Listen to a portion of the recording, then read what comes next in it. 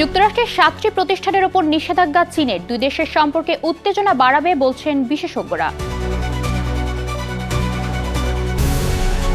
ইরানের বিরুদ্ধে একক সামরিক পদক্ষেপ নিতে পারে ইসরায়েল, ইঙ্গিত নেতানিয়াহুর। তেহরানকে পারমাণবিক অস্ত্র অর্জন ঠেকাতে চান নিশ্চয়তা। হত্যাকাণ্ড বন্ধে প্রয়োজনে ইরানের সঙ্গে চুক্তিতে রাজি মার্কিন প্রেসিডেন্ট ট্রাম্প। ইরাকি এয়ারলাইন্সের ওপর থেকে নিষেধাজ্ঞা প্রত্যাহার।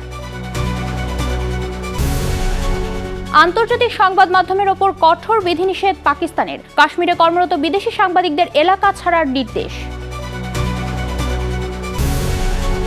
এবং শ্রমিক সংকট কাটাতে মালয়েশিয়ার প্রধানমন্ত্রীর উদ্যোগ। বিদেশি কর্মী নিয়োগের 15,000 আবেদন দ্রুত নিষ্পত্তির নির্দেশ।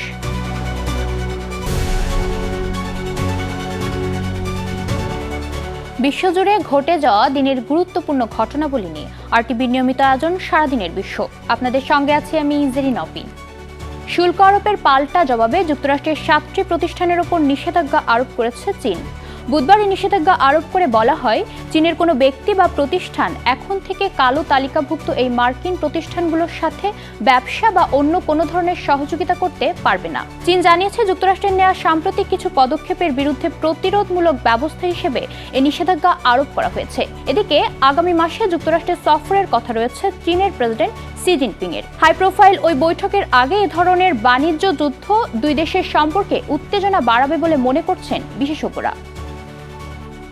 ইরানের বিরুদ্ধে একক সামরিক পদক্ষেপ নিতে পারে ইসরায়েল। তেহরান ও ওয়াশিংটনের মধ্যে কূটনৈতিক আলোচনার মধ্যেই এমন ইঙ্গিত দিয়েছেন দেশটির প্রধানমন্ত্রী বেনিয়ামিন নেতানিয়াহু। তুরস্কের রাষ্ট্রীয় বার্তা সংস্থা আনাদোলুর এক প্রতিবেদনে এ তথ্য জানানো হয়েছে। স্থানীয় সময় বুধবার নেতানিয়াহু বলেন, আইআরজিসি কমান্ডার আহমেদ ওয়াহিদির বক্তব্য থেকে স্পষ্ট, ইরান পারমাণবিক কর্মসূচি এগিয়ে নিতে চায়। তাই ইসরায়েলের প্রধানমন্ত্রী হিসেবে তেহরান যেন কোনোভাবেই পারমাণবিক অস্ত্র অর্জন করতে না পারে তা নিশ্চিত করতে চান তিনি। এ সময় যুক্তরাষ্ট্রকে ইসরায়েলের সবচেয়ে ঘনিষ্ঠ মিত্র উল্লেখ করলেও সবার আগে দেশের নিরাপত্তা রক্ষায় তিনি প্রতিশ্রুতিবদ্ধ বলে জোর দেন নেতানিয়াহু। হত্যাকাণ্ড বন্ধে প্রয়োজনে ইরানের সঙ্গে চুক্তিতে রাজি বলে জানিয়েছেন মার্কিন প্রেসিডেন্ট ডোনাল্ড ট্রাম্প। স্থানীয় সময় বুধবার লাস ভেগাসে এক অনুষ্ঠানে দেওয়া বক্তব্যে যুদ্ধের বদলে কূটনীতিকে প্রাধান্য দেওয়ার ইচ্ছা পোষণ করেন তিনি। ইতোমধ্যে আইআরজিসি সংশ্লিষ্ট ইরাকি এয়ারলাইন্সের ওপর থেকে নিষেধাজ্ঞা তুলে নিয়েছে যুক্তরাষ্ট্র।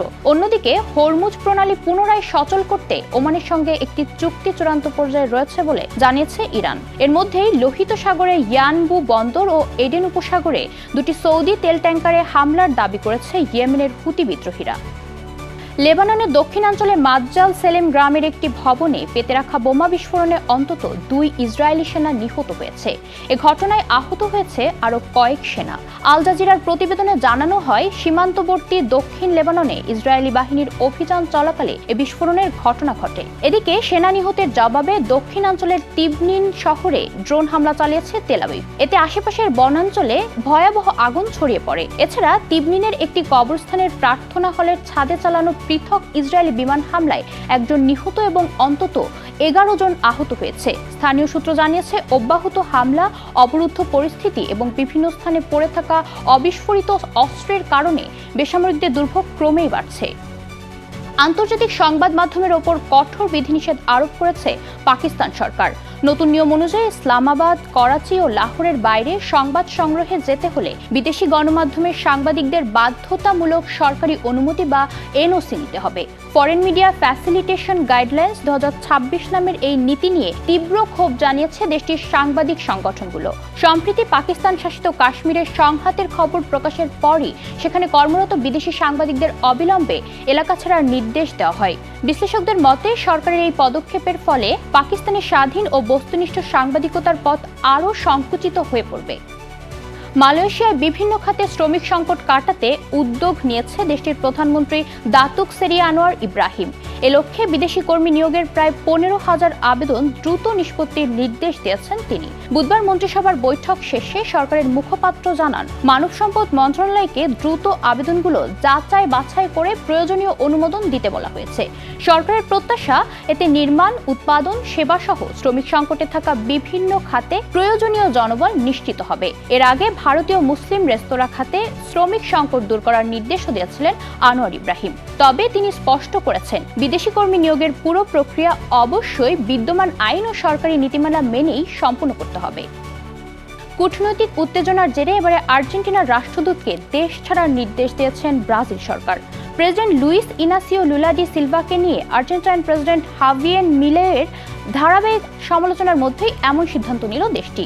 এক বিবৃতিতে আর্জেন্টিনার পররাষ্ট্র মন্ত্রণালয় জানিয়েছে, রাষ্ট্রদূতকে বহিষ্কারের পাশাপাশি আর্জেন্টিনাতেও নিজেদের কূটনৈতিক মিশনের মর্যাদাও কমিয়ে আনার সিদ্ধান্ত নিয়েছে ব্রাসিলিয়া।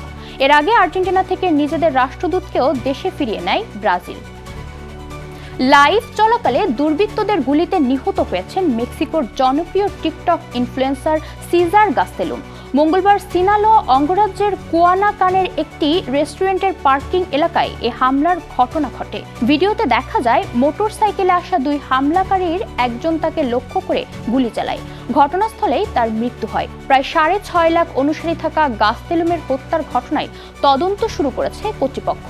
সিনালোয়া কার্টেলের সংঘাতপূর্ণ এলাকায় এ হত্যাকাণ্ড নিয়ে চাঞ্চল্য ছড়িয়েছে। এর আগে 2025 সালেও টিকটক লাইভ চলাকালে হত্যাকাণ্ডের শিকার হন আরেক ইনফ্লুয়েন্সার। নাইজেরিয়ায় নিরাপত্তা বাহিনীর বিশেষ অভিযানে অপহৃত 308 বন্দীকে উদ্ধার করা হয়েছে।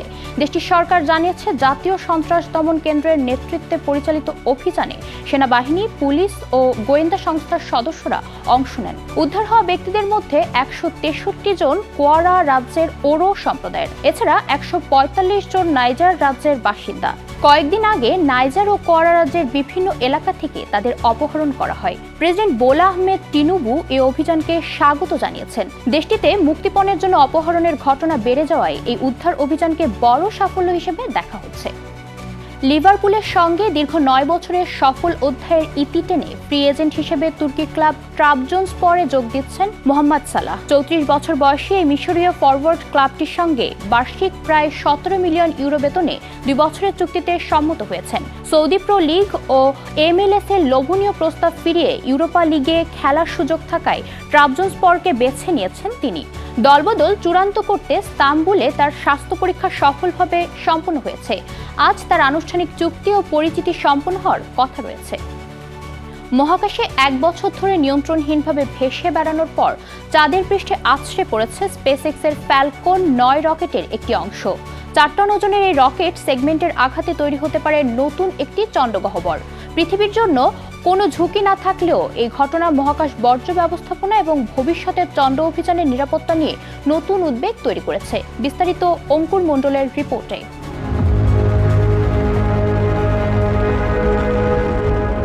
মহাকাশে মানুষের ফেলে যাওয়া আবর্জনার তালিকায় এবার যোগ হলো চাঁদের বুকে আছড়ে পড়া রকেটের একটি অংশ।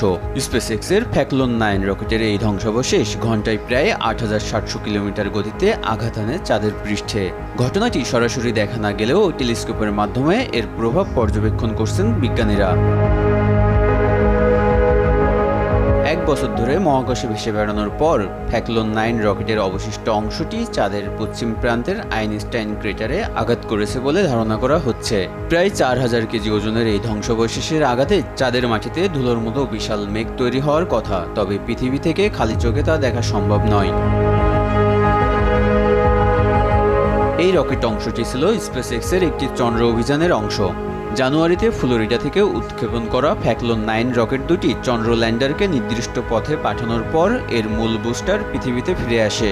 কিন্তু ল্যান্ডার এগিয়ে নেওয়া দ্বিতীয় অংশটি মহাকাশেই থেকে যায়। জ্বালানি শেষ হয়ে যাওয়ায় সেটি আর নিয়ন্ত্রণ করা সম্ভব হয়নি। স্পেসএক্স জানিয়েছে, চাঁদের সঙ্গে এই সংঘর্ষ ছিল সম্পূর্ণ অনিচ্ছাকৃত। সাধারণত রকেটের দ্বিতীয় ধাপ পৃথিবীর বায়ুমণ্ডলে ফিরে এসে পুড়ে যায় অথবা সমুদ্রে পড়ে, কিন্তু এই মিশনের বিশেষ গতিপথের কারণে সেটি আর পৃথিবীর দিকে ফিরে আসেনি। নাসা বলছে, এই ঘটনায় পৃথিবীর কোনো ঝুঁকি নেই, তবে মহাকাশে বাড়তে থাকা বজ্র নিয়ে নতুন করে উদ্বেগ তৈরি হয়েছে। কারণ আগামী দশকে চাঁদে মানুষের ঘাঁটি নির্মাণ এবং নিয়মিত নভোচারী পাঠানোর পরিকল্পনা রয়েছে যুক্তরাষ্ট্রের। সেখানে এমন নিয়ন্ত্রণহীন বস্তু ভবিষ্যৎ মিশনের জন্য হুমকি হতে পারে। চাঁদের বুকে কৃত্রিম বস্তুর আঘাত অবশ্য নতুন নয়। 2022 সালে চীনের মহাকাশযানের একটি অংশ চাঁদে আছড়ে পড়ে। এর আগে নাসাও গবেষণার উদ্দেশ্যে পরিকল্পিতভাবে রকেটের অংশ চাঁদের পৃষ্ঠে আঘাত করায়। তবে নিয়ন্ত্রণহীন মহাকাশ বজ্রের এমন ঘটনা আজও বিরল। অঙ্কুর মণ্ডল, RTV। আর এরই সাথে শেষ করছি সারাদিনের বিশ্ব। RTVর সাথে সংযুক্ত থাকুন, মতামত জানান RTVর সামাজিক যোগাযোগ মাধ্যমগুলোতে।